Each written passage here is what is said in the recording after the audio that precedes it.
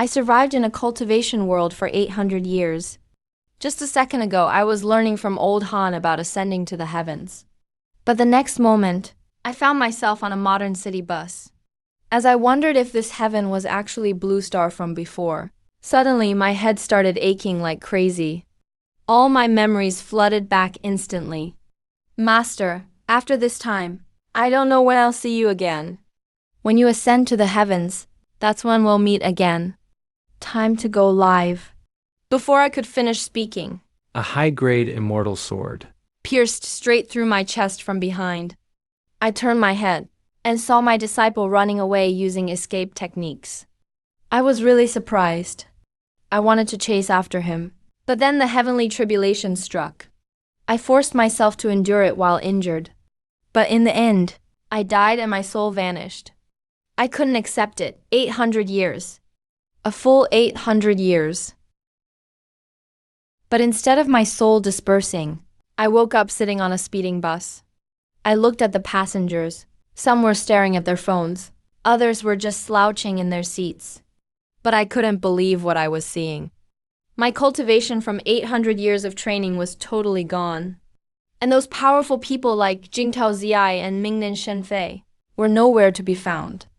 Then I looked at my reflection in the window and saw a familiar yet young face. It was clearly me as a teenager. Even though this change was shocking, I've been through countless life and death situations. So after the shock, I calmed down pretty quick.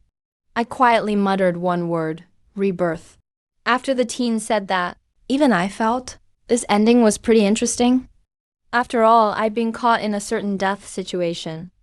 Even if things changed, at best, I'd end up as a loose immortal. No way I could have ended up like this.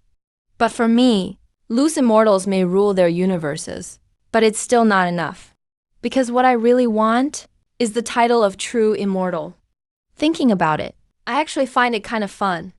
Because my peak cultivation, treasured weapons, and endless riches, all gone in the blink of an eye.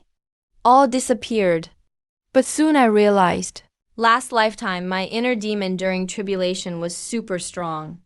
At its roots, probably caused by lingering regrets and unstable foundation from my youth. Then I remembered my father, Si Chu Junpeng. He tried to prove himself as a businessman, but was cheated everywhere. Eventually, his investments failed, and he was pushed to a dead end.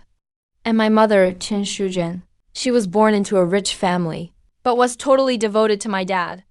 Later, stress from debt made her sick with grief. She passed away after 3 years. As for my little sister, Si Yu Ling, she had it even worse. So, even though my time on Earth was only a few decades, I could never really move on. Because of that, although I tried to bury those memories deep inside, they still became knots in my heart. During tribulation, those knots turned into inner demons. I looked out the window at the familiar highway. Even though centuries have passed, the route home from school, I still remember it crystal clear. As the scenery rushed past, my old, blurry memories fit together like puzzle pieces, becoming clear again, piece by piece. I slowly let out a breath, couldn't help but quietly say, I never thought I'd walk this road again. Then I added another thought to myself, people and things I missed before. Now that I'm back, it's time to settle everything. Losing my cultivation isn't scary. I can just start training again from scratch.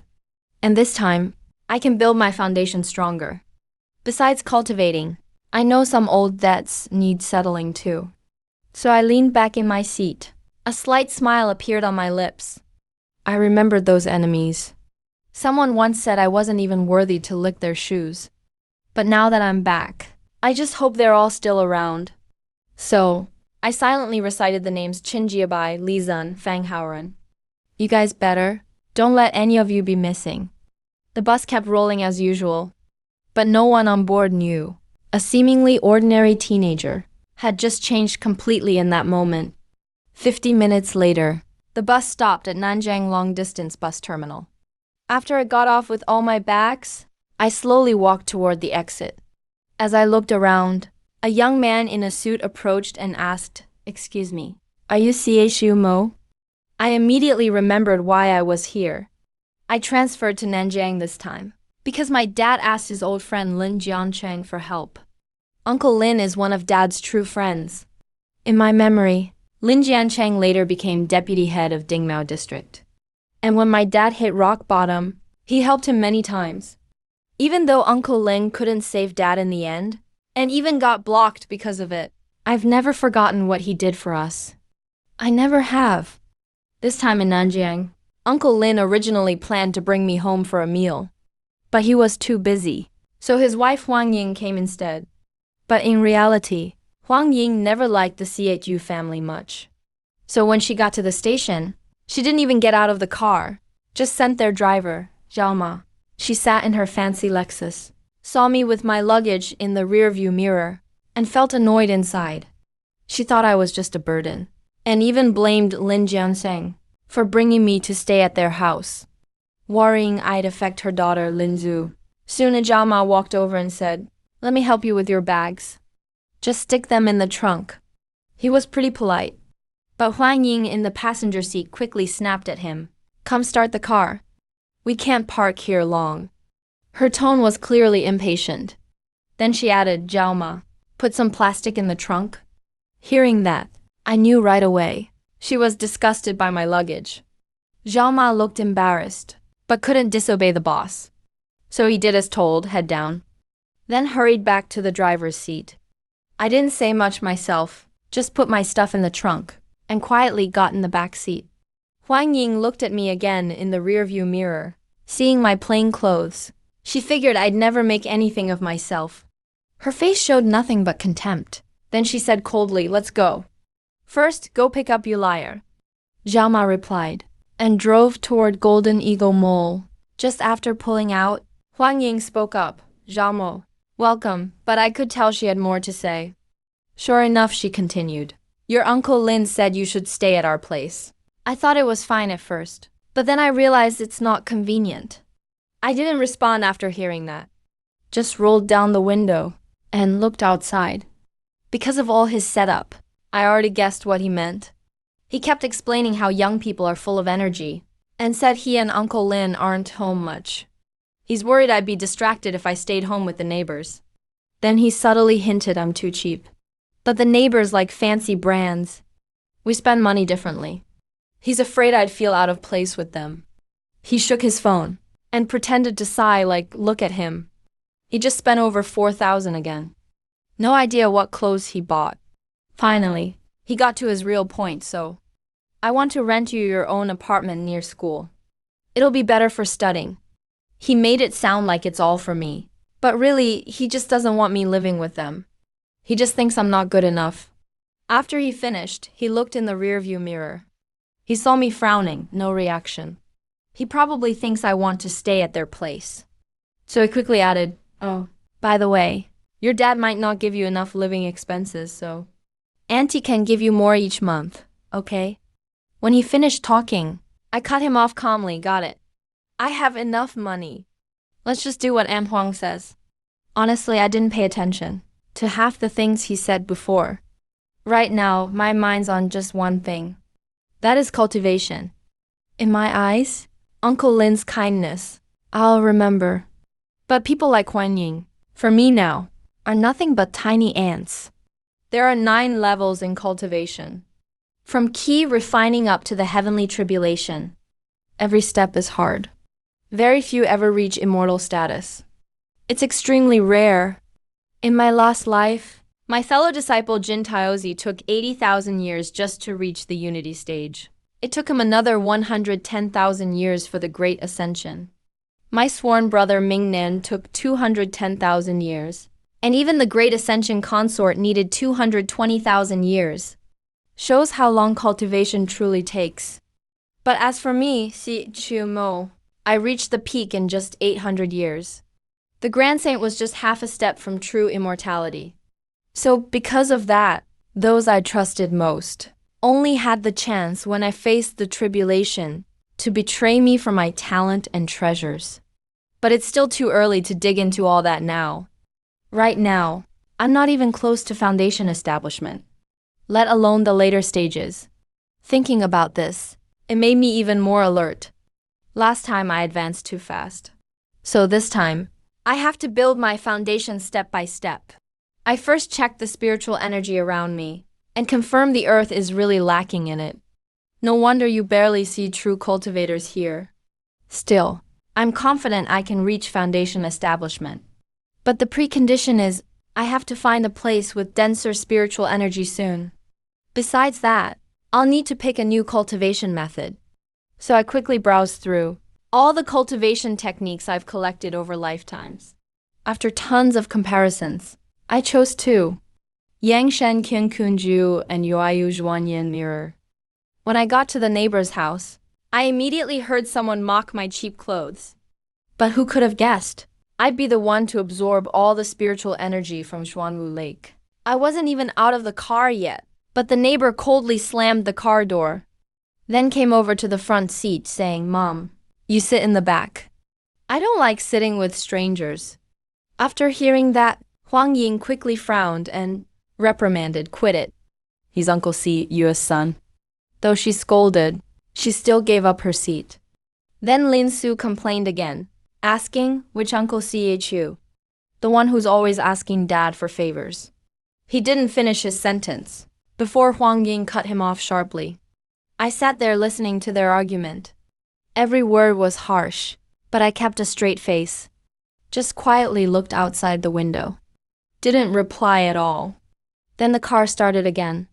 Huang Ying maybe felt bad about earlier, so she said, "Jiao Mo, look, that's Xuanwu Lake. Our place is over there." I looked towards Xuanwu Lake where she pointed. For the first time, my indifferent look changed.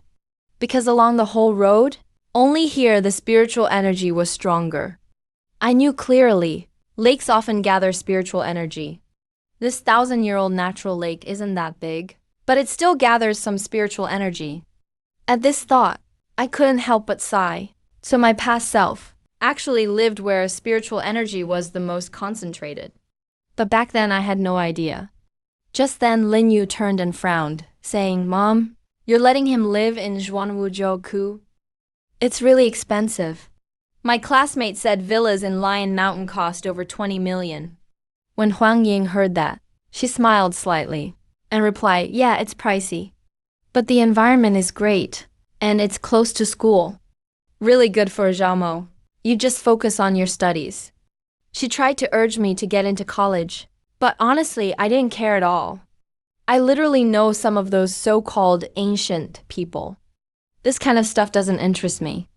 But the rain still hadn't stopped, and instead I just looked outside, admiring the scenery. My classmate said, "You can't just buy a Lion Mountain villa even with money." Wang Ying looked at Lion Mountain, her face a bit dazed. "Yeah, even your dad couldn't afford one. The people living in there aren't like us." After hearing that, the neighbor stared at Lion Mountain again, full of longing. But I just made a mental note of the place, not caring much for that worldly power. After we got to Xuanwu Lake, the car kept going for another 10 minutes. Finally stopped at Jingri Community in Qiushan District. Then, I followed them into the Ling home. But as we got to the door, I couldn't stay calm anymore. 800 years had passed, and now I was standing here again. As soon as I entered, I saw in the study a man in his 40s sitting there. He was wearing glasses, sitting up straight, focused on files on the desk. 800 years later, seeing Lin Jiancheng again, I finally felt a touch of warmth. Back when the Chu family was in trouble, very few people were willing to help. While I was still lost in thought, Lin Jiancheng quickly came over, grabbed my arm and said, "Jiao Mo, you made it. You must be exhausted." That warmth and friendliness was totally genuine. Looking at Lin Jiancheng, I answered calmly, "Uncle Lin, I'm not tired." After he heard that, he smiled and asked me to sit down. Right after, he urged Wang Ying, "Why are you still standing there? Help Jiao Mo bring in the bags." The two had to carry them with long faces. Then Lin Jiancheng looked me over closely. He smiled, "You've grown taller. You look more and more like your father." This fondness was more than mere politeness. I could clearly feel it. Lin Jiancheng truly cared about me. Because of this long-lost warmth softened my expression. After chatting for a while, I suddenly asked him, Uncle Lin, is your back pain better? As soon as I spoke, Lin Jiancheng froze for a moment. First he was surprised, then he waved it off. That Lao Shu. Why did he tell the kid that? It's just a minor issue, no big deal. Then he hurried to pour some water. I watched his back as he turned away. My gaze swept across his back. Though he still walked with vigor, that old injury was obvious to me at a glance. I only found out about this later in my past life. After he was reassigned, the old injury worsened. He was in pain every time it rained. I already had a plan in mind. Since I've been reborn, I certainly won't stand by. So I made a mental note. When the time is right, I'll refine a pill for Lin Jiancheng. After chatting some more, Huang Ying suddenly walked over. Oh Lin, didn't you want Zhao Mo to stay here? But he wants to live out to focus on studies. Lin Jiancheng was visibly stunned. He looked at me and asked, Zhao Mo, is this your own idea? He clearly sensed something was wrong. Although it wasn't my decision, I didn't care to explain, so I just nodded calmly. Uncle Lin, I really do think so. My response was so flat that it even surprised Huang Ying. She probably didn't expect I could play along so convincingly. At that moment, she even had an illusion, as if I wasn't just a 16-year-old boy, but a stoic, experienced figure. But Lin Jiancheng knew Fang Ying too well. He remained suspicious. Did someone say something to you? It's okay, just tell me anything. Seeing this, I smiled slightly. Then I said calmly, Uncle Lin, you're overthinking it. This is my own wish. I'll just trouble Aunt Huang to find a place. Right after I spoke, Huang Ying cut in, Zhao Mo, don't be a stranger. I'll handle it for you. My friend has a vacant flat in Zhuanwo neighborhood. After hearing this, Lin Jiancheng finally believed it. He nodded and said, okay, fine, I respect your decision.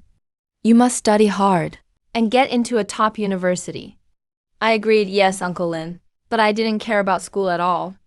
Yet this arrangement suited my cultivation needs. After dinner, Huang Ying drove me to Zhuanwu neighborhood. I moved my luggage in piece by piece. She stood nearby, lost in thought. Throughout the day, she couldn't seem to figure me out. She couldn't tell if I was simple or deep and calculating. Her gaze remained complicated.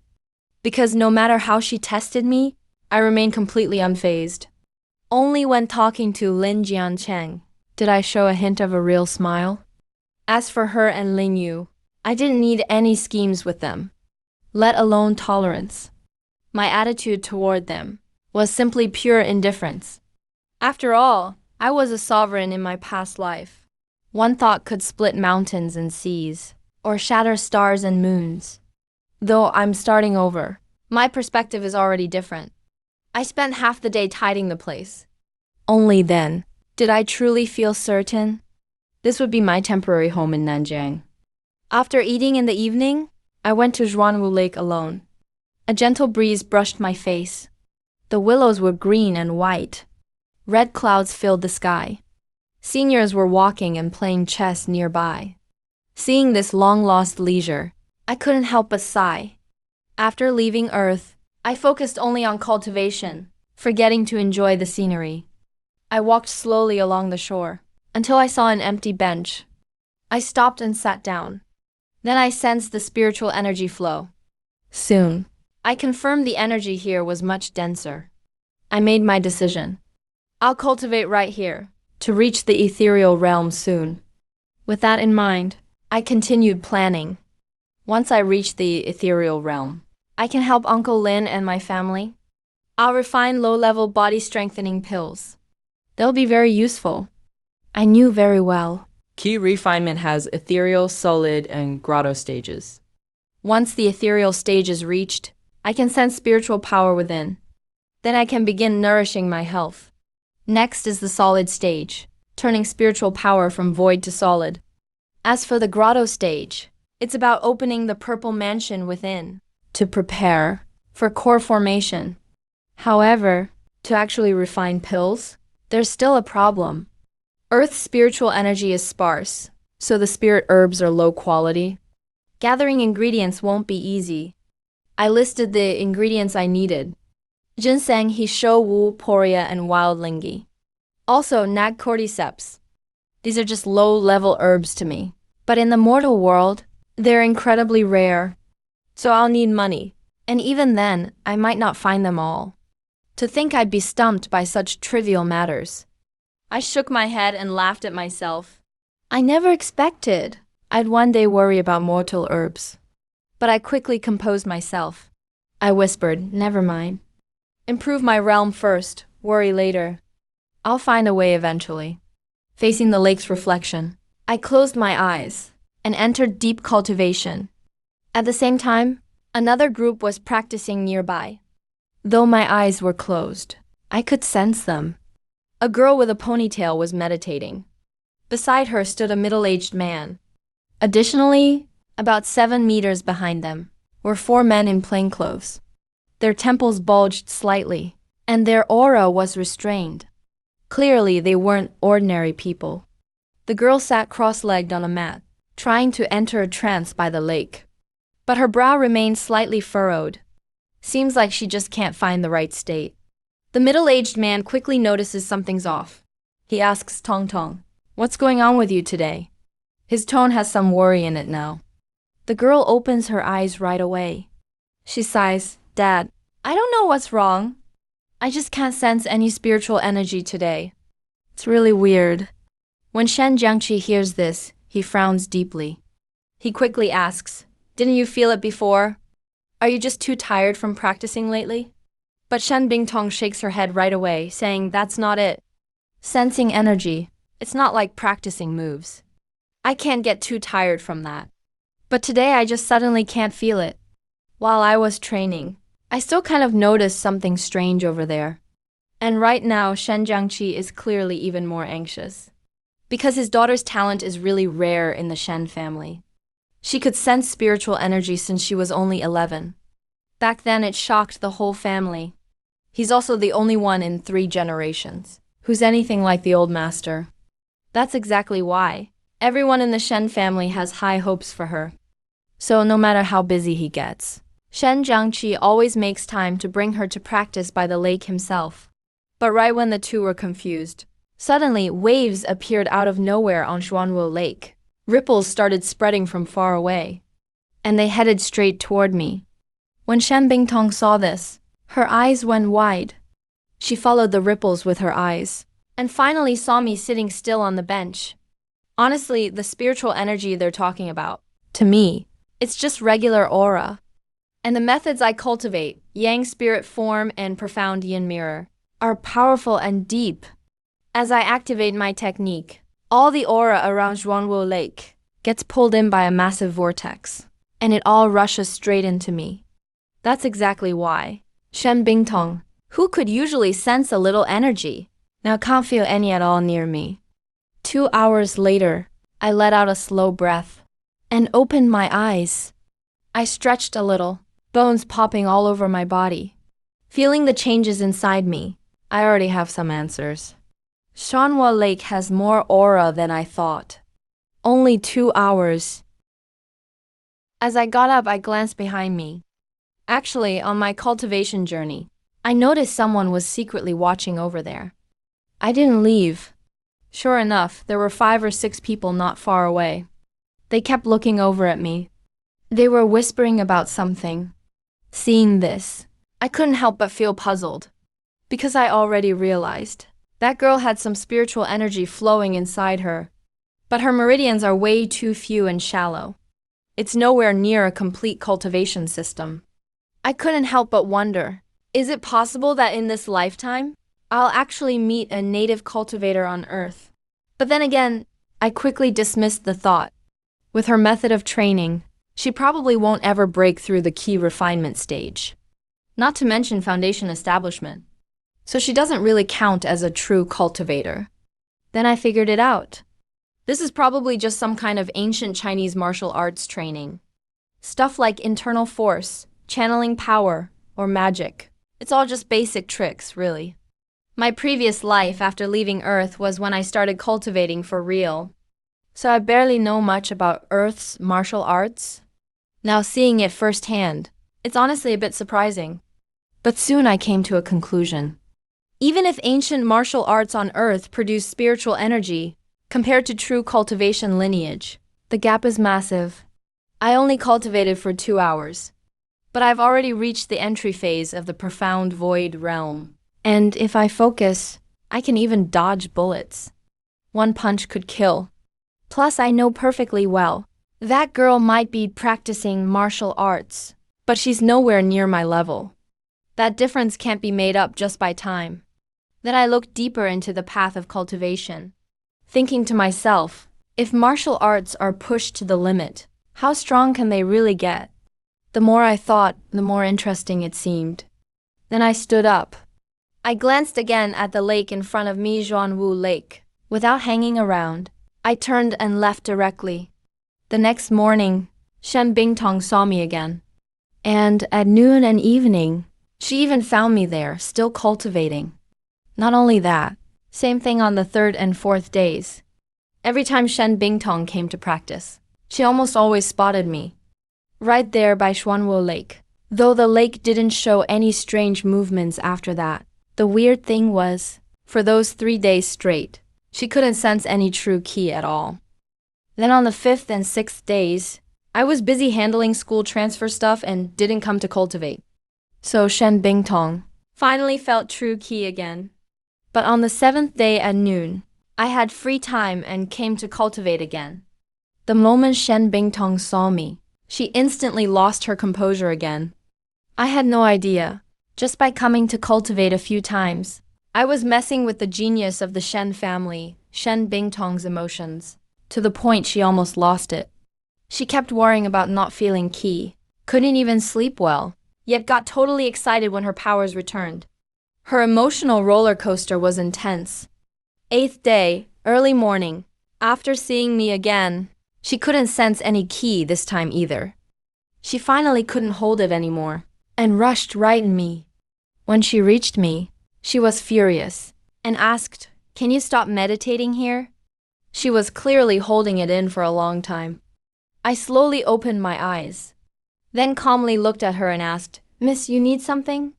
She was all worked up, but I stayed chill. She seemed like she wanted to fight me, but seeing me so calm, her anger hit a wall. Then she gritted her teeth and shouted, "Go practice somewhere else." Her anger was almost breaking loose. I frowned a bit, then calmly replied, "Why should I leave? Is Zhuanwu Lake your family's?" That question left her totally speechless. She started by denying it. "It's not my family's," then got angry and added, "But seeing you here just bothers me." Clearly, I was getting under her skin. So I responded, "If seeing me bothers you, then maybe you should leave." That hit really hard. She nearly exploded. I first heard Shen Bingtong cry out, "Grandpa!" Don't believe him, but the more she defended the manual, the more I saw. This family tradition was pushing the Shen family to the edge. Seeing her eyes turn red, I understood what that manual meant to the Shen family. After all, thanks to it, old Master Shen earned honors and kept the family respected. Plus, I could sense that manual had become the biggest obsession in old Master Shen's life. So even though he couldn't bear to part with it, he didn't want to see his granddaughter suffer from backlash. Hearing him plead for himself, I knew clearly this elder was giving up his pride for her sake. This resolve and love really made me understand. Because in the universe I've seen so many families fight over manuals, willing to risk thousands of lives. So letting this tradition end here would be a huge shame. Then I heard old Master Shen look at me again and said seriously, "Sir, rest assured, we won't let you help us for nothing." The hope in his eyes couldn't be hidden. I thought for a moment, then said, "Your granddaughter's been cultivating near me these past days. I already noticed the problem. So I can fix the manual and treat her." Old Master Shen heard this and burst out in joy, quickly said, "Anything our family can do, we'll make it happen." I remained calm, only asked him to find 5 herbs for me. Then I listed them. ginseng and Polygonum multiflorum, Poria, wild Ganoderma, and Nag cordyceps. All must be naturally grown, no cultivated ones. Each herb is rare and precious. Many people never even see them in a lifetime. So I thought it would take the Shen family a while to get them.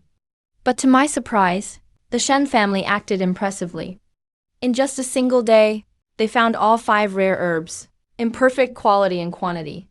Next morning, old Master Shen personally delivered the herbs and politely asked, "Sir, do these herbs meet your requirements?" I didn't even check them closely, just sensed the spiritual energy inside, and knew they were fine. So I nodded and said, "The herbs are good."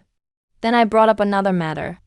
I fixed the Shen family's cultivation method, corrected 12 mistakes, and even deduced the rest of the manual. The moment I finished, I saw old Master Shen tremble. He blurted in shock, What? Sir, you completed the Zhuangzhao tiger subduing skill?" He couldn't hide his amazement. Because in his mind, I hadn't even seen the original manual. Just from Shen Bingtong practicing a few times. It's already unbelievable to write the first half, let alone deduce the second half. But I didn't explain much. I just handed him the prepared notebook, then calmly said, "Old Shen, you can take a look first." I saw Old Shen's trembling hands take the notebook. He almost couldn't wait to open it. And after just a glance, his shock was written all over his face. The first part matched his own incomplete scroll. Plus, I marked the points in red ink. So the more he read, the faster he breathed. Then he stared at a revision and kept muttering, "So that's how it is. Now I get it." His hands shook even harder. As he kept turning pages, He saw. something he'd never seen before. The second half of Xuanzhao Fuhu Gong. That page stunned him completely.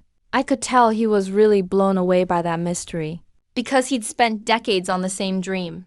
To finish this incomplete secret manual, now he had the real full deduction. He realized all his previous ideas were too shallow. He looked up with red eyes and asked, "Sir, did you really write this?" I didn't answer, just looked at him calmly. He quickly realized his mistake and hurriedly apologized, then changed to call me Mr. Si Hugh. I nodded slightly and said directly, "Let's find a quiet place. I'll help you with your stubborn illnesses, since both the manual and herbs are ready. It's time to heal now." This time, Shen Bingtong didn't sulk like before. I could tell. He felt awkward. But seeing his grandpa's reaction, he dared not look down on me anymore. He held his excited, shaking grandpa and tried to say, "Mr. C.H.U., we have a spare villa at Lion Hill. It's really close by. Is that okay?"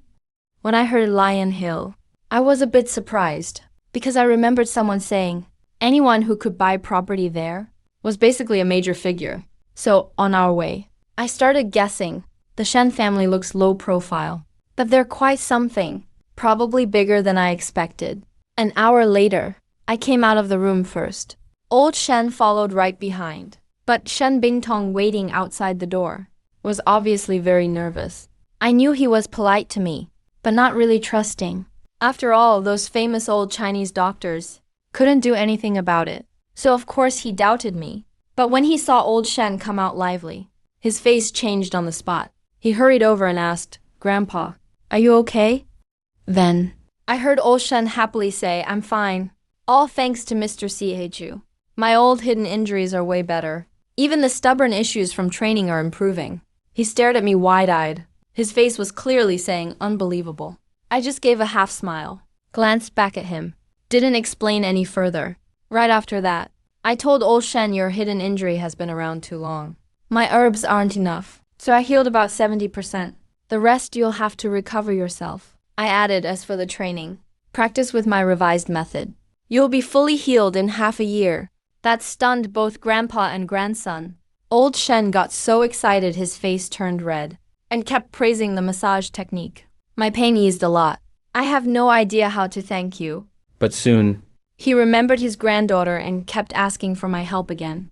Even thoughtfully asked if Mr. C.H.U. needed rest, since I just spent a lot of energy. I shook my head. No need.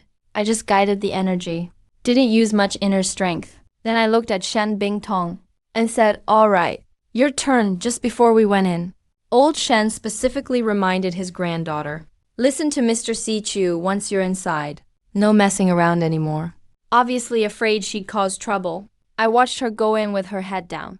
I knew she was still feeling awkward, but now she saw me heal her grandpa herself. Even if she doesn't like it, she has to cooperate for now. Once inside, I said directly, "Get on the bed." She was stunned at first. Then her face turned bright red, clearly misunderstood. So I added, sit on the bed, watching her blushing face. I shook my head, no idea what you're thinking. After realizing the misunderstanding, her face got even hotter. But she still sat cross-legged without a word. I sat across from her. We were less than half a meter apart. Then I said coldly, "Take off your clothes." She was completely shocked this time, staring at me. "What are you trying to do?" Her caution showed on her face. I deliberately looked at her and asked, "What do you think I'm doing?" "Don't you know?" "Hurry up, I don't have much time." I just wanted to deal with her stubborn attitude. Clearly, all kinds of bad doctor images were in her head. But she remembered her grandpa's reminders. So she kept struggling in embarrassment and hesitation. I saw she was still overthinking. So I joked, "If you don't want treatment, just say it. Don't waste my time." That actually made her decide right away. She gritted her teeth. "Fine. I'll take it off." She quickly undid her buttons. Once her jacket was off, the martial arts girl's figure was fully revealed. I thought she'd look a little rough from years of training. But actually seeing her, her skin was milky white. She only had a chest wrap left. So I said again, "Chest wrap. Take it off." She bit her lip, whispered, "There's nothing left underneath." She was beyond embarrassed. I calmly told her to cover up with her hands. Her face turned even redder. But at this point, there was no backing out. She had no choice but to go through with it. She raised her hand to cover up and struggled to peel off the chest wrap, almost lost it in the process. I didn't expect her to be this full either. Her pretty face was so close, and her body half covered. My heart skipped a beat. I had to cough to suppress the sudden heat. Then I pretended to be calm. "Don't overthink. Keep yourself covered. Don't let it slip out again." She nearly got angry hearing that, but I didn't dare tease her anymore. This young body is full of energy now. So I quickly got back on topic, told her to practice Xuanzhao Fuhu Gong. She was eager to end the awkwardness too. She took a deep breath and started following my instructions, ran the mental practice of Xuanzhao Fuhu Gong. When she was halfway through, I timed it and placed both hands on her sides. Then, the next second, the pain he felt was instantly relieved. He just couldn't help but let out a soft moan. That felt so good, his voice soft and shaky. Watching him look so blissful in this situation, I could only force myself to stay calm. If I weren't skilled enough, I really might have lost control because of him. But the treatment worked super fast. Just a few minutes later, her pain under the ribs was almost gone, and I stopped right away to avoid any more awkwardness. So I got up and said, "That's it. I'll head out first." After saying that, I just walked out of the room, leaving her alone inside to calm down. I could guess. Right now, her cheeks were still burning, and as she watched me leave, any suspicions she had about me were probably totally gone. As for him, he was probably left with curiosity, respect, and embarrassment, and a good bit of annoyance. All those feelings mixed together naturally made things complicated. I had just stepped out. Old Mr. Shen came over right away. He asked anxiously, "Mr. Sia, why are you out so soon?" Clearly worried something went wrong again. I kept my tone calm and explained, "Relax." He hasn't trained as long as you. And his symptoms are lighter, so the treatment was much faster. Old Mr. Shen listened, and finally nodded in understanding. Then his face filled with gratitude. He said, "Mr. Chiachu, you really helped me a lot." I really don't know how to thank you, but I just picked up my tea, took a small sip, and calmly replied, "I didn't help you. Herbs for a promise. Now we're even?" But in old Mr. Shen's eyes, those few herbs couldn't compare to me restoring his technique, or how valuable that was. So he clearly wasn't satisfied with that.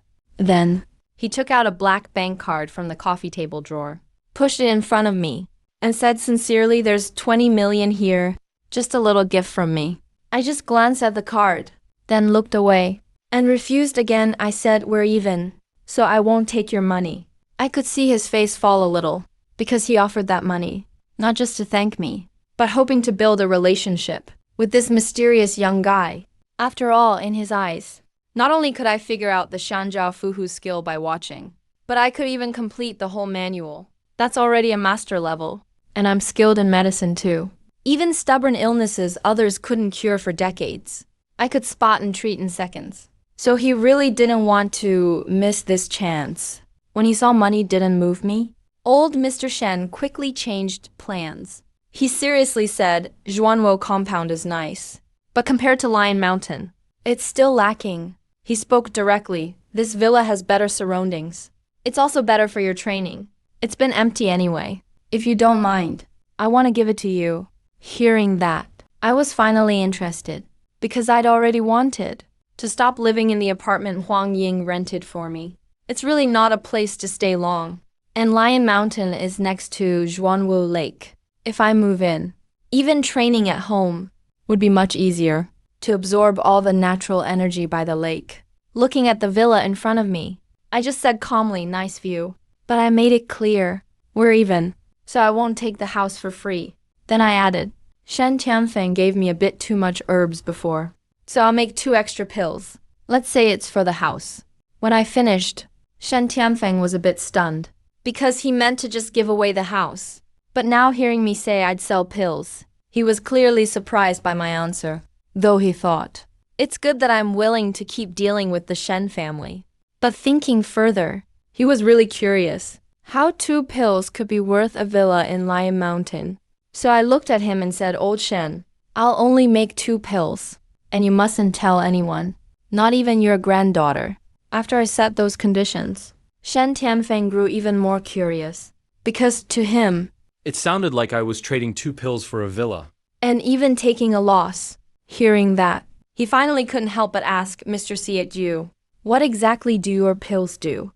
Full of questions and excitement, seeing he thought they were just regular medicine. I smiled a little, then calmly said, for martial artists, it strengthens the body. For normal folks, it can add 10 years to their life. As soon as I finished saying that, there was a loud crash. Shen Tianfeng dropped his teacup right on the floor, smashed into pieces on the spot, because he knew very well, strengthening the body is one thing. But if it really adds 10 years of life, then that's no regular pill. That's an elixir. After Tong Tong changed and came out, Shen Tianfeng asked her to see me out, but he stayed alone on the sofa. His gaze was blank. What I just said To him, was like a bolt of lightning. So even after I left, he still couldn't snap out of it for a long time. After all these years, he's met a lot of masters and heard a lot of sect legends. But at the end of the day, he's never heard of a pill that adds 10 years. If anyone else had said that, he'd call them a fraud. But coming from me, it meant something totally different. Because even he didn't know exactly how strong I am. So the more he thought about it, the more he felt I might actually be telling the truth. He's already 72 and has old injuries and illnesses. He used to think he'd barely make 7'5", so he's always cared about body cultivation. But ever since I treated him, those health issues got much better. Plus I said he could fully recover with the right training. He was already thrilled. At first, he just hoped maybe to reach 80. But hearing me say my pill could add 10 years completely hit his weak spot. Whether it's strengthening the body or prolonging life, those are just what he's dreamed of for years. He was offering me the Lion Mountain villa to befriend me. But now compared to the pill, the house just seemed worthless. Not long after, Shen Bing came home. And right when he entered, he frowned and asked, Grandpa, you gave this villa to that guy?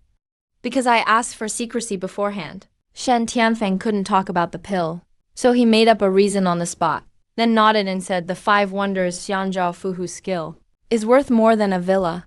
Even giving away 10 sets wouldn't be too much. His tone was totally serious. But Shen Bingtong still didn't agree. She quickly replied, but we still don't know yet how good his skills actually are. Hearing his granddaughter's doubts, Shen Tianfeng explained in a deep voice, I only glanced at it a few times and spotted a few changes, which directly solved decades of confusion for me. Then he sighed, admitting he'd practiced Zhuangzhou tiger subduing art nearly 50 years. But it's nothing compared to just watching him practice it a few times. My understanding went way deeper. He finished, with a helpless sigh. Mr. Chu's mastery of martial arts is just out of my league. The shock was clearly real, yet Shen Bingtong still wasn't convinced. She even guessed I probably had the Zhuangjiao tiger subduing art already, which might explain why it seemed so easy for me. Then she even suggested to Grandpa, how about I ask third uncle to check into it? She was clearly still wary and doubtful about me. But as soon as she said this, Shen Tianfeng sternly told her to cut it out. And it shocked Shen Bingtong right away. Her face changed. He stressed that even if what she guessed was true, I was willing to give the skill to the Shen family. That alone is already a huge favor. Plus, I even improved the first half. At this point, Shen Tianfeng was more serious than ever. He told her firmly, this is a person we should make friends with. Even if you can't, never make them an enemy. Still, Shen Bingtong didn't get it. Unable to hold back, she asked, but Grandpa, he's so young, even younger than me. Do we really need to be so cautious of him? After hearing this, Shen Tianfeng slowly got up and looked toward Zhuanwo Lake at the foot of Lion's Mountain. He quietly murmured, golden scales don't belong in a pond. When the wind and clouds come, a dragon rises. I still hadn't gotten around to making medicine, but the next day, school started. This sudden twist even caught me off guard. First day of school, Lin Jiancheng made sure Wan Ying personally drove Lin Yu and me to school. The mother and daughter both had sour faces, but in the end they didn't dare go against him. I was going to train at Xuanwu Lake in the morning, but when I opened the door, Huang Ying and Ling Zhong were waiting outside. That's when I realized it was already the start of school. For a second, I was stunned. Honestly, I never saw school as a big deal. If Dad found out, I'd probably get another lecture. When we got to Wisteria High School in Nanjing, I looked up and saw a crowd outside the gate. It was as lively as a huge expo. As the most famous private school in town, Wisteria High's first school day, the entrance looked like a massive luxury car show. Totally over the top. Looking around, Maseratis, Ferraris, Porsches, Cadillacs, just lined up one after another. Any random row of cars cost at least 2 or 3 million. Compared to that, Huang Ying's $1 million Lexus barely stood out. But Ling Jiancheng is a big boss, so being low-key makes sense. And even without riding in a fancy car, Lin Yu, with her stunning looks, was still the center of attention. So as soon as she arrived, classmates recognized her right away. Not far off, some stylish girls waved and shouted over. When the neighbor saw her best friend, she hurried out of the car. After she got out, everyone nearby immediately looked over. Especially the freshman guys, like they were pulled in by a magnet. They couldn't look away. I heard someone whisper, "That's the senior flower from Lingyan High." Someone else said, "Wow, she really is pretty. She's totally my type." Someone quickly threw cold water on it, saying a toad shouldn't dream of swan meat. Too many wealthy heirs are chasing Lin Jun. Ordinary people can't even get close. Then someone mentioned the 4 young masters of Nanjiang, talking about the great young master Wei and Chen. In front of young master Zhuang and Sima, commoners don't even get a spot in line. I just got off the phone with Uncle Lin, He actually asked me to go out with them. both to help me fit into the new environment and to look after a girl named Lin Yu. I didn't think much of it at the time. I hung up and looked at Zhu He, simply saying, "Okay, I got it." Then I added, "Let's go." Shortly after, 4 or 5 luxury cars roared down the street. Sitting in the car, I realized this place we were going was definitely special. Soon, we arrived at Datihao, the city's finest hotel. Our private room was the exclusive Juxiao Pavilion. Seeing this place, I knew tonight was going to be a big deal. As soon as I walked in, I could tell. Datihao is famous for its luxury in Jiangnan. After all, a meal costs thousands easily, and the minimum for a room starts at 20,000. But these young men and women, they clearly felt right at home here. I could tell at a single glance that they probably eat at high-end places like this all the time. And since Zhuang Yonghao is one of the 4 masters, everyone naturally followed his lead. Right after sitting down, He loudly told everyone to start ordering. I heard him announce, "What do you want to eat? Speak up, it's my treat today. Don't you dare try to save me money." Then he summoned a waiter. Zhang Yonghao asked him, "Hey, waiter, do you have any new specialty dishes?" He clearly loved being the center of attention. As soon as he finished speaking, someone immediately chimed in to flatter him. "Young Master Zhuang is so generous. Only our young Master Zhuang would dare to say order anything at Dadihao." Another person agreed. "Don't you see what this place is called? Dadihao, Dadihao. It shares a character with our Master Zhuang's name." Listening to all this flattery, I knew they weren't just kissing up for no reason. The Zhuang family is truly powerful. Word is their assets exceed 1 billion, making them a big name in Nanjiang City. Then, someone suddenly brought up the owner of Dadihao, their voice full of deep respect. "Master Zhuang, you must be close with the owner." Zhuang Yonghao smiled slightly, first dismissing the name coincidence, then saying, "Speaking of the owner, Mr. Zhou is indeed a friend of my father's." Once he said that, the mood in the room got even more heated. Someone gasped, "Wow. Really, Mr. Zhou? I know no one in Xuanwu district dares cross him." Immediately, another added, "My dad told me too. Mr. Zhou has a very high rank in the Seven-Star Society. He rules both the light and dark worlds. He's influential in all of Nanjiang." Everyone got more excited as they talked. Listening from the side, I pieced together Mr. Zhou's true weight. Clearly, the power behind this hotel isn't just about having money. Then He asked, "Master Zhuang, I heard you have a Dadihao Platinum card. Money alone can't buy a Platinum card." He continued, "My dad brings clients here often, but he's only a gold member." At those words, the looks toward Zhuang Yonghao grew even more envious, though he quickly suppressed it. He knew a platinum membership was a pure symbol of status and power. But he didn't keep showing off this time. Instead, he just gave a faint smile. In front of Lin Yun, he understood that overdoing it might backfire. Zhang Yonghao then switched to being a gentleman, saying to the girls, "Susu Zian, what would you beautiful ladies like to eat?" After saying that, he pushed the menu over to them. He kept smiling. "See if there's anything you like." His eager intentions were obvious to everyone. I saw it all very clearly. Zhang has been chasing Lin Yun for a long time. Every time he shows off in front of the group, Yun doesn't seem to reject it. Before long, Yun and her friends picked out a few dishes. Then she handed the menu back. During the whole process, the atmosphere was quite lively. But just then, Zhang Yonghao glanced at me while holding the menu. His eyes were full of contempt. The next second, he targeted me. I heard him say on purpose, "Oh, right. I forgot we have a newcomer, Jiumo. You've never eaten at Dadihao before, have you?" Then he continued to mock me.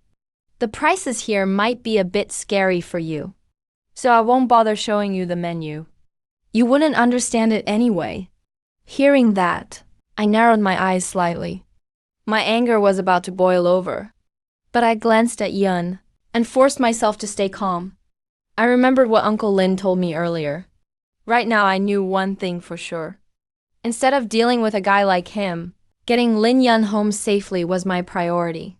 The others kept ordering, each dish more extravagant than the last. With everyone pitching in, the food alone came to over 40,000.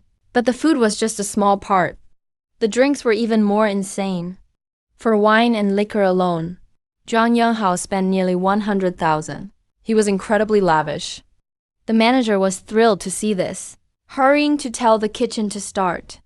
Soon, plates of beautifully arranged, high-end food were brought out one by one. When the food and drinks were ready, Zhang Yonghao raised his glass. He announced, "Since we're all out today, and it's been so long since we last met, let's drink to our heart's content." After saying that, he added, "My treat after we eat, we're going to Dunhuang KTV to party."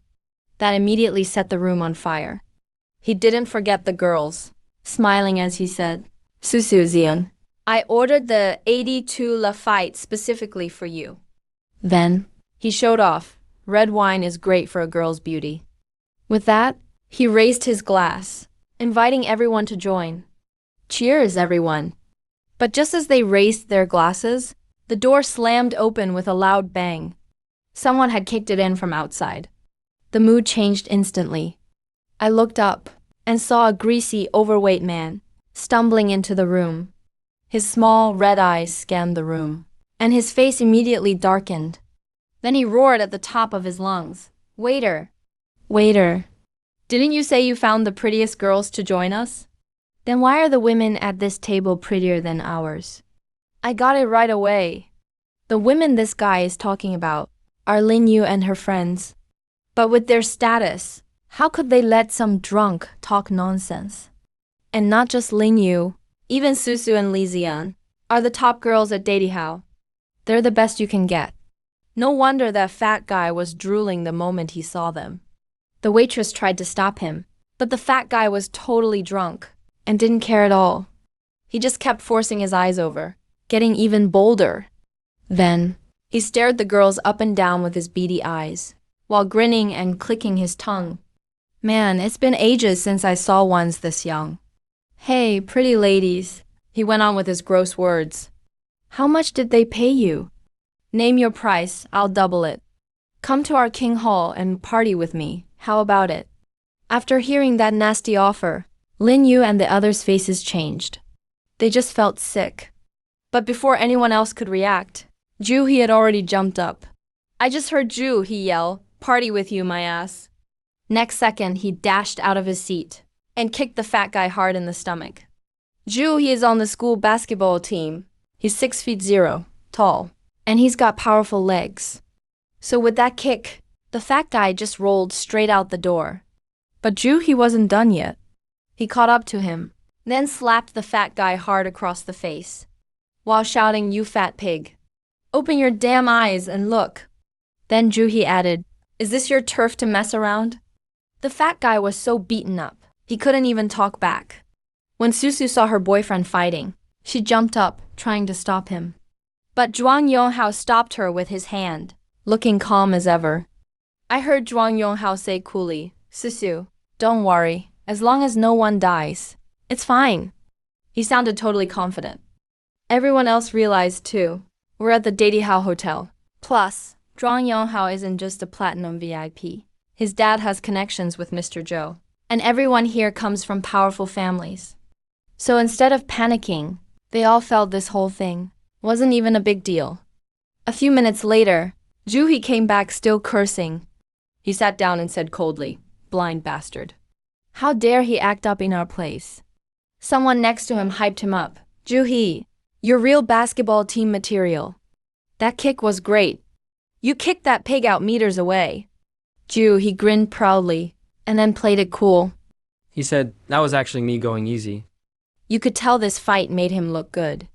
Susu looked at him with even more admiration. She wrapped her arm around He's and sweetly said, babe, you were so cool just now. That got everyone cheering again. The other guys at the table got hyped too, and shouted, yeah. He has no idea whose place this is. Next time he comes, let's beat him again. That stupid scene just then didn't kill the party vibe at all. It was like its own entertainment. Things just got even more lively. But meanwhile, the fat guy, sobered up by the beating, stumbled back over to Tanglong Hall. Now his face was all bruised and swollen, and he looked totally pathetic. I wasn't there, but I can only imagine their reaction over there. Because in Tanglong Hall, there were 4 or 5 guys in their 40s, each with a sexy lady on his arm. When the fat guy came in, they all turned to look, and were instantly shocked. Someone quickly asked, Mr. Zhang. Then someone else rushed in to help. Why are you just standing there? Go help Mr. Zhang, now. The scene turned chaotic instantly. Mr. Zhang looked miserable. He started complaining to Mr. Zhou, sounding like he was about to cry. You have to avenge me. I got beaten up on your turf. As soon as he finished talking, a tough, bald guy with a tiger tattoo slammed the table. He shouted fiercely, asking who dared to cause trouble at his place. Who the hell dares stir things up in my place? Then the man stood up and said, Old Zhang, take me over there. I realized then The real trouble was just beginning. I thought the dinner was about to end soon. But suddenly, the door to Juxiao Pavilion was slammed open again. And this time, the people coming in weren't here to talk. I looked up and saw Zhou Zhang with Mr. Zhang and about 7 or 8 of his men. They looked even more aggressive than before. The private room instantly went cold. Then Zhou Zhang stared at us and asked aggressively, "Old Zhang, is it these people?" As soon as he finished, I got a really bad feeling inside. Mr. Zhang gritted his teeth and nodded at once. He angrily said, "Yes, it's them." Hearing that, I knew the trouble just got a lot worse. I recognized that distinctive bald head and the tiger tattoo running from the back all the way to the head. I instantly realized it was the famous Zhou Zhang from Zhuanwo district. Zhang Yonghao clearly recognized him too. So when he saw Mr. Zhang, he immediately guessed what was going on. His face went pale. After Zhou Zhang got confirmation, he said coldly, "You're pretty bold, daring to hit me." Zhou Zhang's words were suffocating. When Juhi heard Zhou Zhang's name, he froze up completely. With guys this ruthless, even if his family had money, he couldn't afford to piss them off. I saw Juhi instinctively look at Zhuang Yonghao. And it wasn't just him. Pretty much everyone put their hopes on Zhuang Yonghao. Zhou Zhang was walking toward us, pulling out a chair along the way, and then sat down rudely saying, "Speak. How do you want to handle this?" His presence was overwhelming. Zhuang Yonghao had no way out. He could only raise his glass and try to smile. "Brother Zhang, it was just a misunderstanding. My dad is Zhuang Qiwi. Can you give us a break?" But nobody expected. Zhou Zhang raised his hand and slapped him, knocking both Zhuang Yonghao and his glass away. He cursed loudly, not giving any face. Right after, Zhou Zhang shouted fiercely, "Tell your dad to come here. Let's see if I'll show him any respect." Hearing that gave me chills. Then Zhou Zhang cursed it again, saying even nobody's dared mess with him, calling it a misunderstanding. "Are you kidding your grandpa?" The scene was totally out of control. Zhuang Yonghao was stunned where he got hit. Zhou Zhang then turned to Mr. Zhang. "Old Zhang, who hit you earlier?" I knew Juhi was in trouble. Sure enough, Mr. Zhang pointed at him and said, "It was him, the tall one." After realizing he got singled out, Juhi and Susu felt hopeless.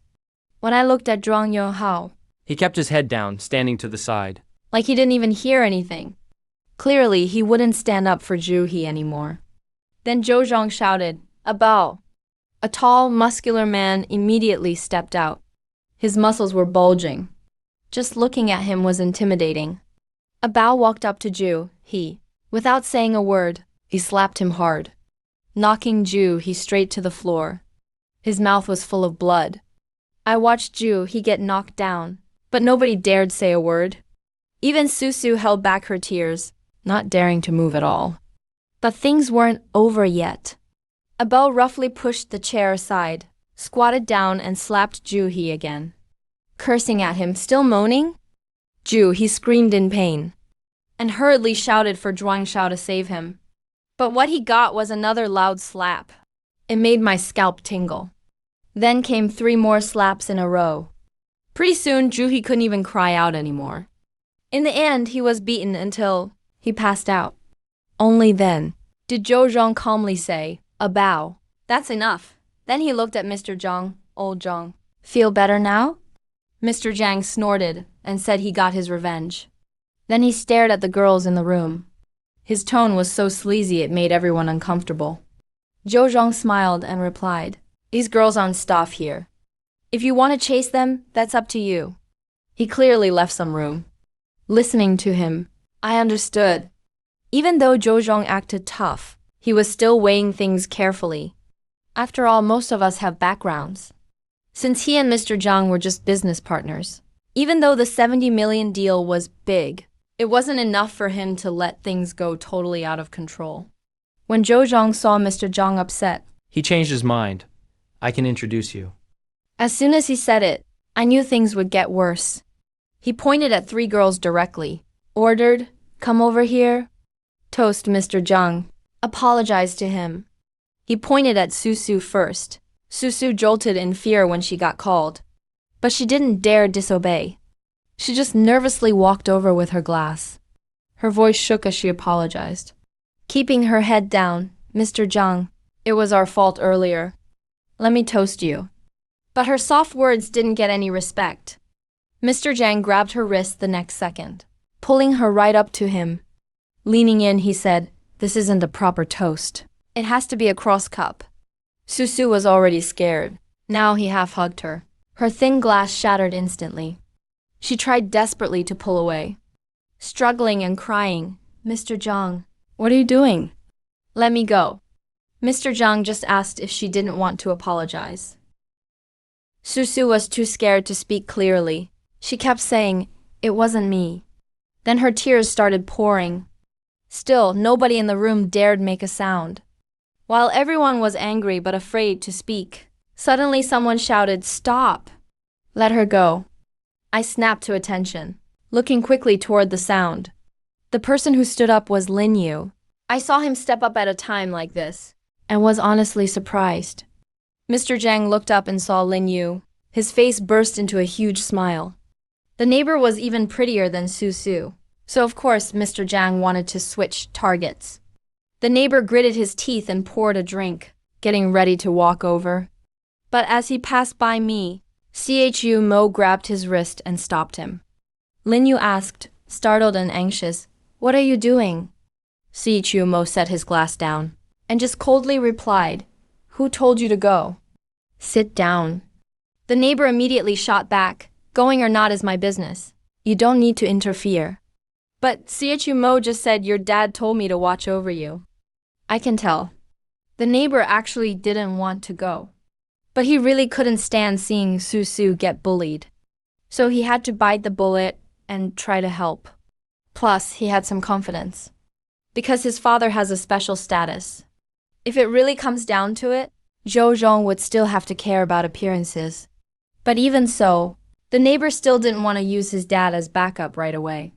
So he glared at Chu Mo and said, "Mind your own business." But Chu Mo refused to let go. Instead, he said again in a deep voice, "I told you to sit down. Didn't you hear me?" The tension in the room spiked.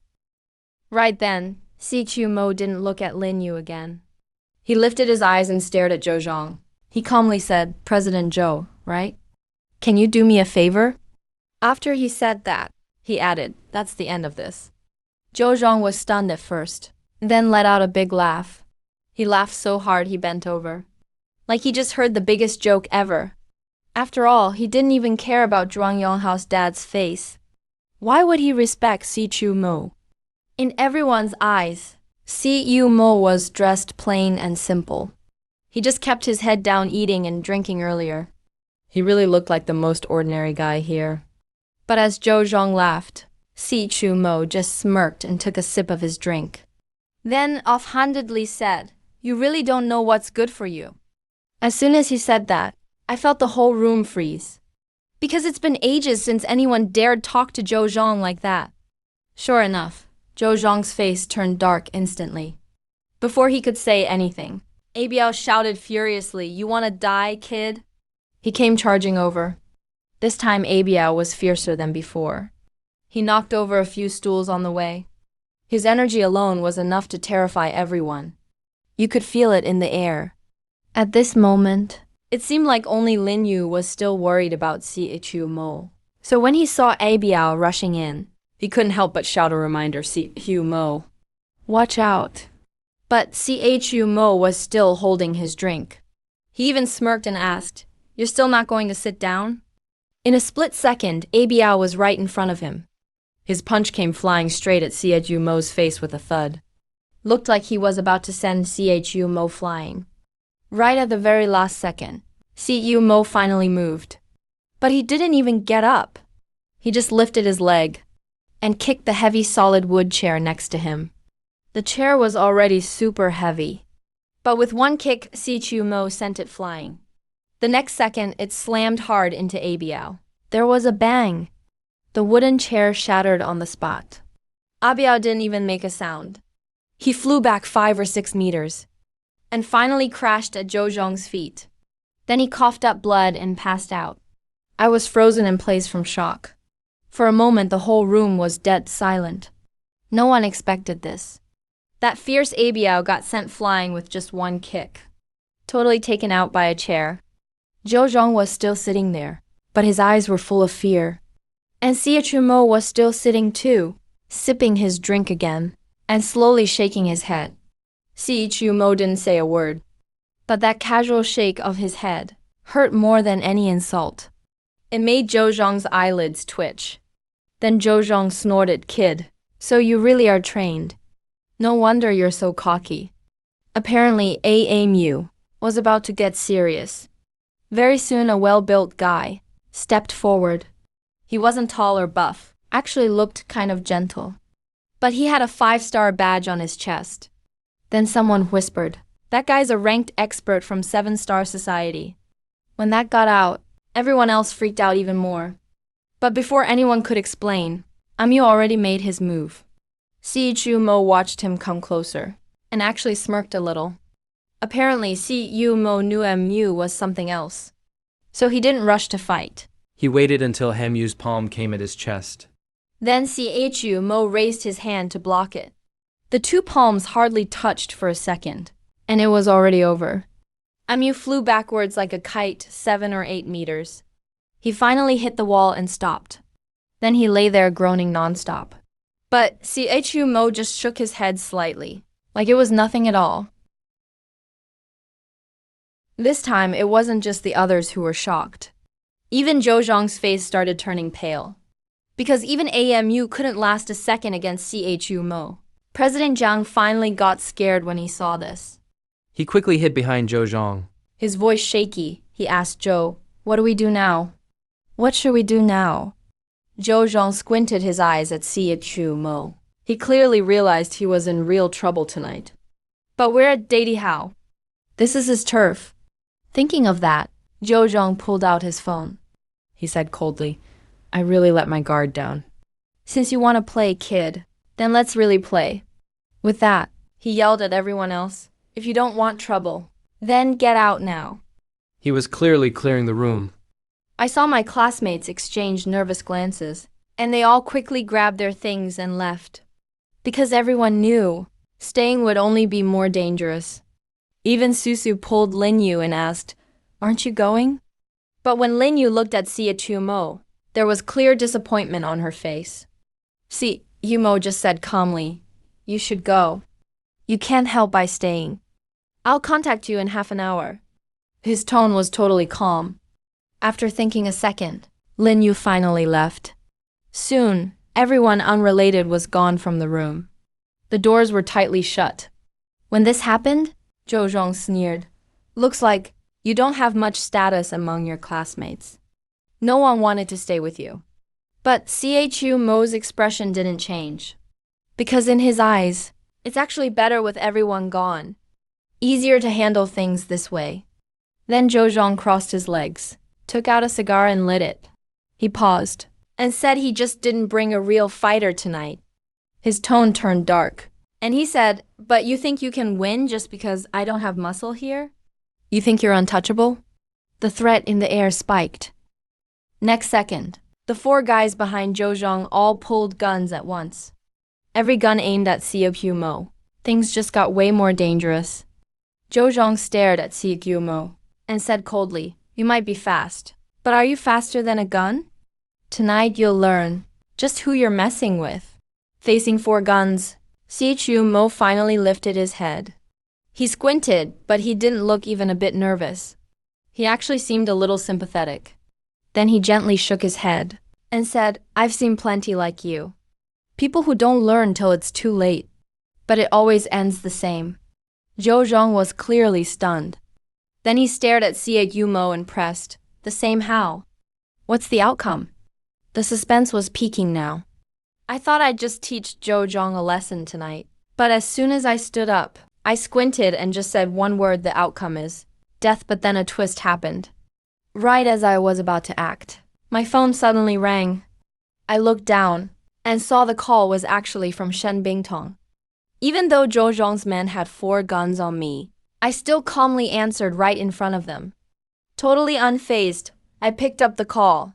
I asked quietly, "What's up?" On the other end, Shen Bingtong was clearly used to the way I talk by now.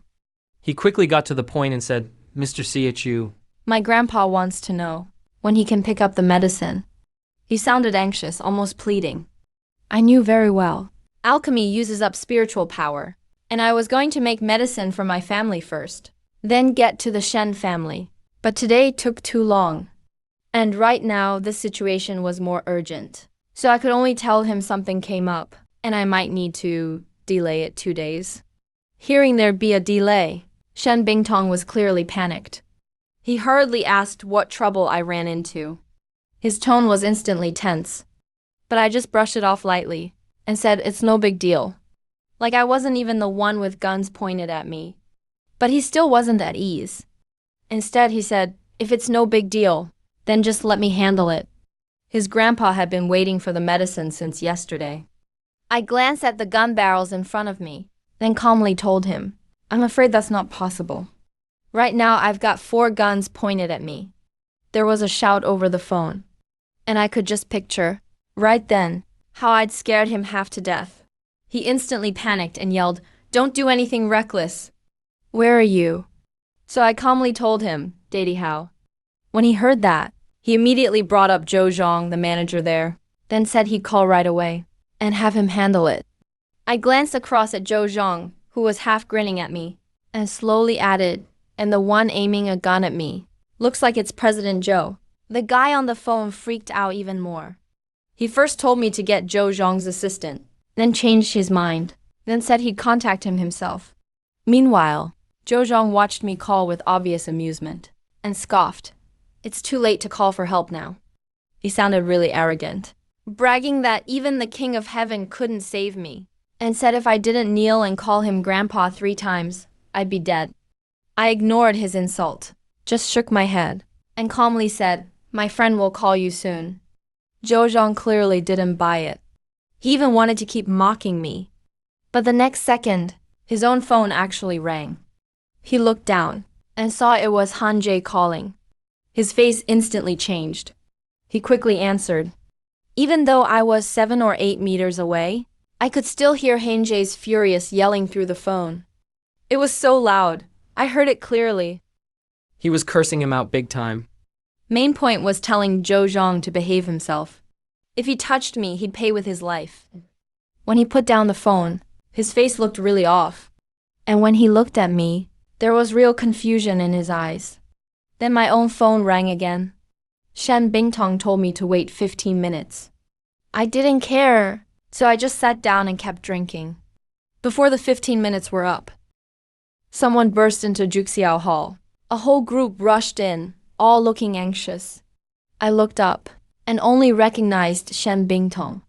As for the middle-aged guys with him, I'd never seen them before. One of them stormed in and shouted furiously at Zhou Zhang and his men. "Get up, all of you." You could hear the anger in his voice. Then, he turned and snapped at the men with the guns, telling them to put down their weapons right now. Didn't show them any respect. To my surprise, this Zhou, who everyone usually feared, didn't dare say a word back. He just nervously stood up. He stammered, calling out, "Brother Han, Brother Sun, Brother Qiu."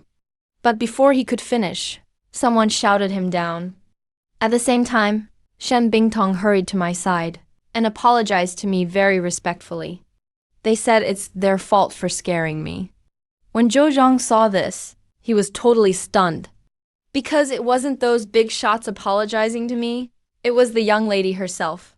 I let out a cold laugh. Then I replied, "I'm not really scared." But yes, it did waste some of my time. I stayed calm as always.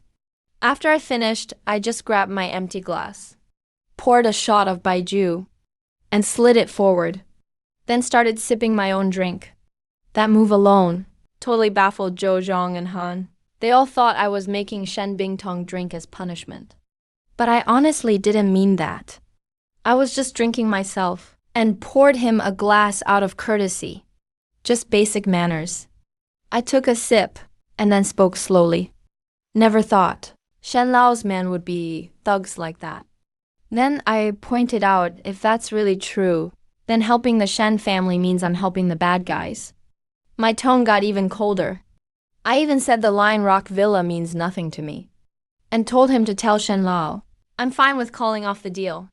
Hearing this, Shen Bingtong suddenly panicked, cut me off right away, grabbed the glass, and downed it in one go. The others saw this, and all yelled, "Young lady!" But it was already too late. She'd already swallowed that shot of baijiu. I could tell, she hardly ever drinks, so that one shot burned her throat like fire. But even so, she forced herself to tough it out. She looked at me and said, "This is her apology." Very sincere. Only then did I actually look at her seriously. A girl who barely drinks, managing to do that is pretty impressive. Then she hurried to explain. Her grandpa was a soldier his whole life, never got involved in business. Her second uncle always runs the family business. She also promised me she makes sure to tell her uncle about this. So she hopes I'll reconsider the deal with her family. Seeing I'm still holding back, she actually poured herself another shot, saying she'd punish herself with 3 more. But just as the glass reached her lips, I grabbed her arm. Then I shook my head slightly, stopping her. I looked at her and said, "If you can't drink, don't force it." Then I sighed and said, "Fine, I'll let it go this time because you're sincere." But I also warned them, don't let me see anyone bullying others again. Especially pulling guns when you can't win a fight. That's just ridiculous. I straight up told them, guns aren't everything. If they'd called any later, they'd be picking up bodies right now.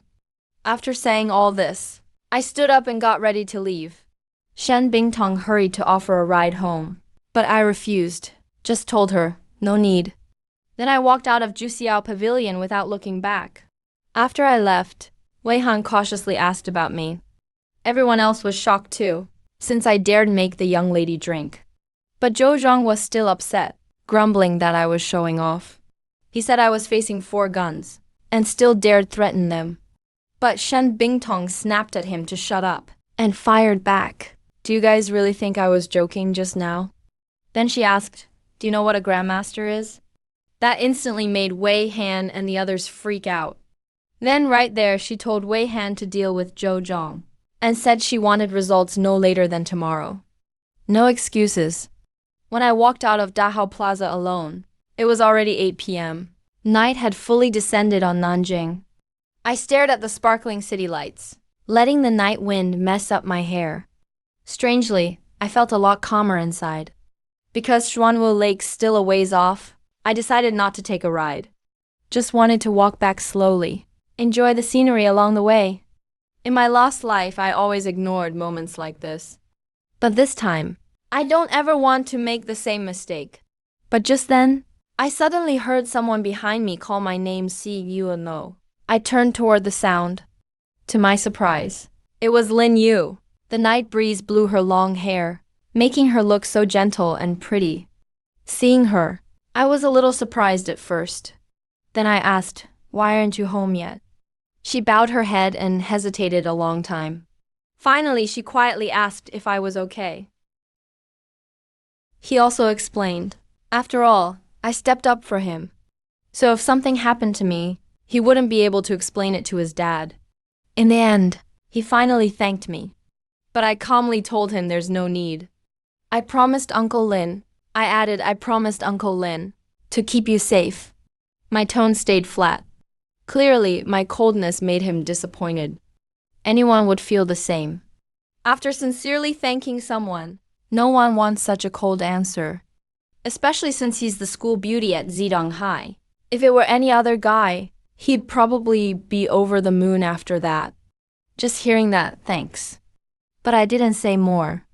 I just turned and walked ahead. Tossed him a let's go as I walked. I'll walk you home. He stared at my back. Clearly annoyed with me. Probably wondering why I'm so cool. Not long after, he still caught up and reminded me it's a long walk home. Taking a cab would save time. But I didn't even look back. Just simply said, let's walk. Like it was the most normal thing. Before he could react, I added, I don't have money. That nearly drove him nuts. He probably had only one thought left. How can someone with no money still sound so confident? The next day after school, I didn't go train. Instead, I went to the antique market first.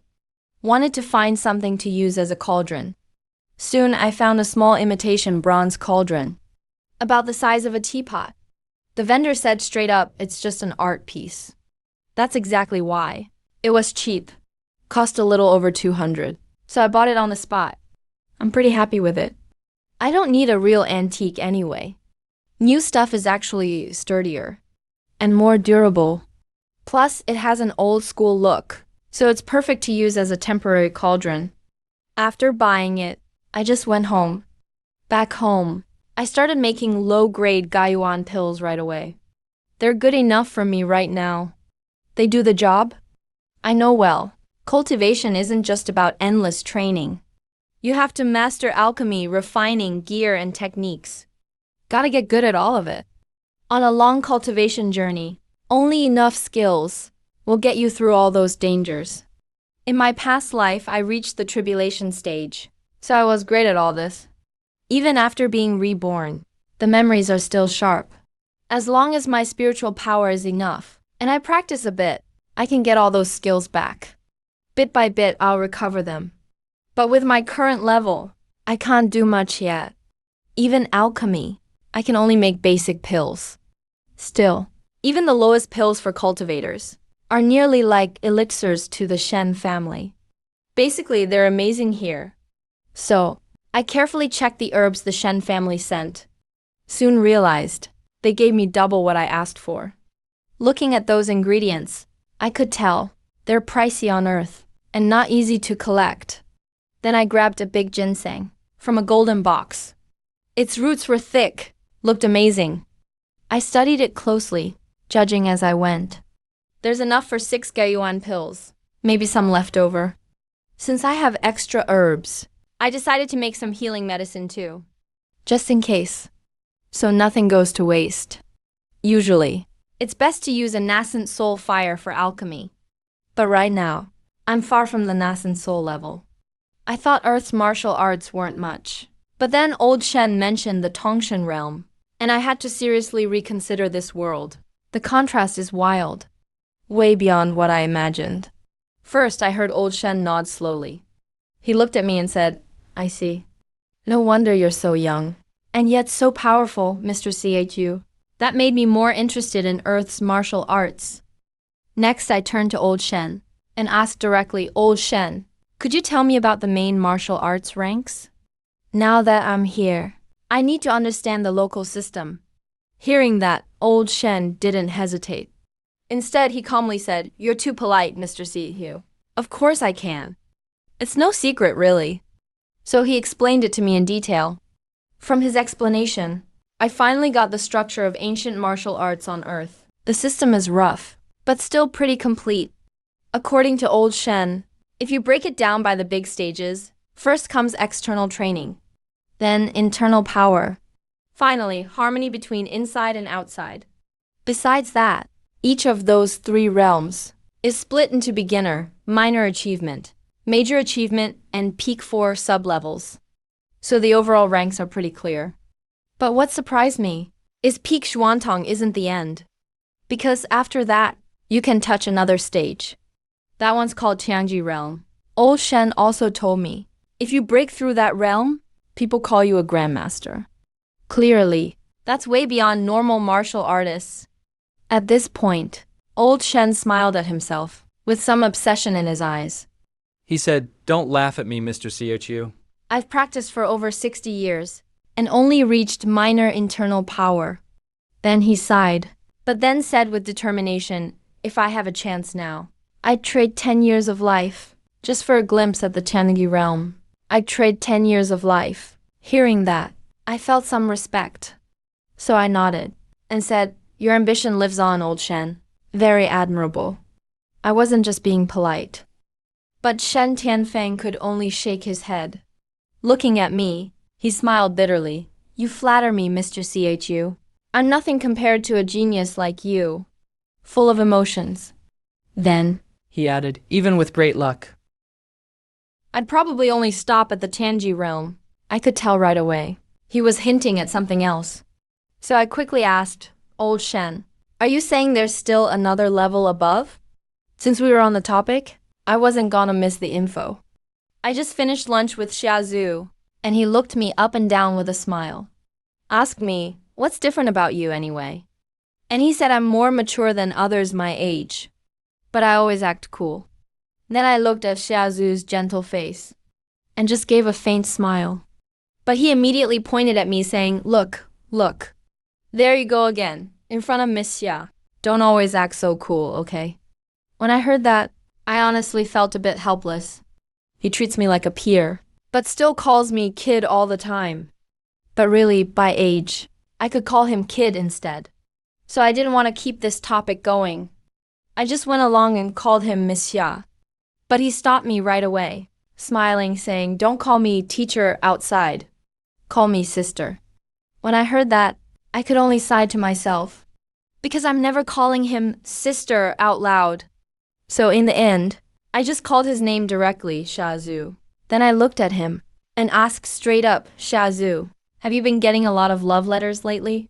And after hearing that, he gave a look, totally used to it. He shrugged first, then said, not surprised at all. I'm so pretty. It's normal for students to catch feelings. You could tell them to focus on their studies more. But after a sip of barley tea, I didn't play along. Instead, I reminded him, that's their business. Not my problem. But Zitong isn't an ordinary school. You need to be careful. Then I lowered my voice, trying to let him know he needs to watch out for the Chan family. But he just smiled and cut in, see? You do care about your teacher. Such a nosy kid. Hearing him shut me down like that, I just dropped it. Because I know very well, even if I told him about the Chun family now, in his position he couldn't do much anyway. At this point, I could only change the subject. I looked at him and said, if anything happens, just call me. I'll protect you. And when I said that, he was stunned right there. He stared for a few seconds, then looked at me surprised and said, Si, Ayumo. Don't tell me you're still young. It's too early to think about this stuff. He clearly misunderstood, but I didn't explain much. Just a faint smile. Then I said, Miss Xia, just remember what I told you today. No point saying too much now anyway. After we finished eating, it was already past 8. Yeah, Xia, Zhu, and I decided to take a walk nearby, then head home separately. Tonight I saw Xia Zhu wearing a blue off-shoulder dress with a black jacket on top. Compared to at school, she looked even more beautiful now and really stood out. Sure enough, as we walked, lots of people were staring at her. She noticed and smiled at me, then joked, so, does it feel cool walking with your teacher? When I heard her say that, I just replied, not really. He snorted softly. Looks like he's getting used to my attitude. But just as we got to a restaurant entrance, a few tipsy punks came out of the place. They staggered out, each with dyed hair, tattoos all over. One of them saw Xiaozu and whistled, yelling, hey, look, a hottie? The others started going along with it, and the jokes got nastier. I heard one guy shout, this girl though. Someone even yelled at Xiaozu, hey beautiful. Are you alone? Wanna have some fun with us, babe? They ignored me completely. Seeing these guys, Xiaozu was obviously nervous. She hugged her jacket tighter and kept her head down, telling me let's go. Clearly, she didn't want any trouble. Even though this is still a busy area, and there were plenty of people around, that blonde guy stepped right in front of us, grinning, blocking our way. Then he tilted his head and said, don't go. We don't mean any harm. Just want to buy you a drink at the bar. Why not give Tiger some respect? His tone was full of provocation. After hearing that, Xia Zhu instantly put on a cold face. I don't know this Tiger guy, so I don't care about showing respect. Move aside. But the guy just grinned wider. The blonde guy replied, move aside? Can't say I know how to do that. Xia Zhu looked at the people around. Upset, she asked, with this crowd here. What do you guys want? But the guys just got even bolder, shouting, "Stop pretending to be innocent. Just want to have some fun. We promise you'll love it." Hearing this, my eyes turned cold.